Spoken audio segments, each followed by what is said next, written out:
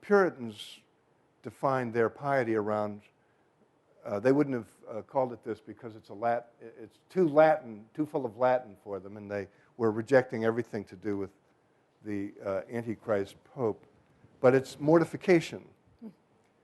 Mortification is a very Catholic word. We, in the season of Lent, define ourselves. And in a way, Lent is the Sabbath in the year for us, in the Puritan sense, not, I would say, in the Jewish sense. The practice for death of mortification. But say more for the folks about how this sparks a particularly American identity. I'm thinking, for example, of the tension between Roger Williams and Anne Hutchinson and what Shepherd represents. Right. So the early forms of dissent obviously come over arguments having to do with the Blue Laws. And I interpret the Blue Laws, again, engaging in a certain amount of wild historical interpretation as a kind of, well, there's a book whose title captures the whole idea for me, Biblical Primitivism. That, in a certain sense, what the Blue Laws were meant to do was recreate as best the Puritans could, under radically different circumstances, what they read in the Old Testament, that the Sabbath was, and the New Testament. And it's a kind of, it's like reenactment. I compare it to modern reenactment. And so it made sense to them. These were the things you must not do. But there was an element, there was a dark sort of element to it, and it was punitive, and there was an element of mortification. I mean, one of the things that shocked me as a Jew about the Puritan Sabbath was the insistence on sexual abstinence, which is exactly the opposite of what Jews do. Jews, believe in sexual activity on the Sabbath.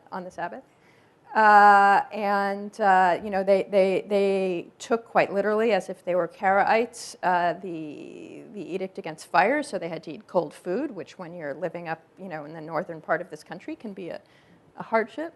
So there was an element of mortification. So they were harsh, these laws. They were very harsh. And so that sparked the first element of dissent and the first discussions that led to religious freedom. And I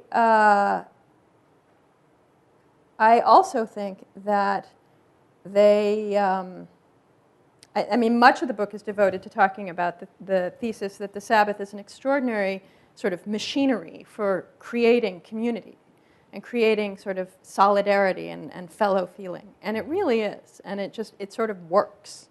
And there's like a 4-step program for creating community that the Sabbath does. And I say, imagine that you're a social engineer, and imagine you wanted to create particularly cohesive societies. How would you do it? Well, one thing you would quickly do is you put everyone on a common calendar. Another thing you would do, that's sort of before the 4 steps. The first thing you'd really do is set aside one day in which everybody could sort of come together, would be freed from their work, and would come together. And the second thing you would do is make sure that that day is the same for everyone, so that everyone could come together, everyone could not work at the same time. And the third thing you would do is make it habitual, so that everybody did this regularly, and they could forge these bonds of community. And the fourth thing that you would do would be make it festive, make it something people wanted to do and people loved.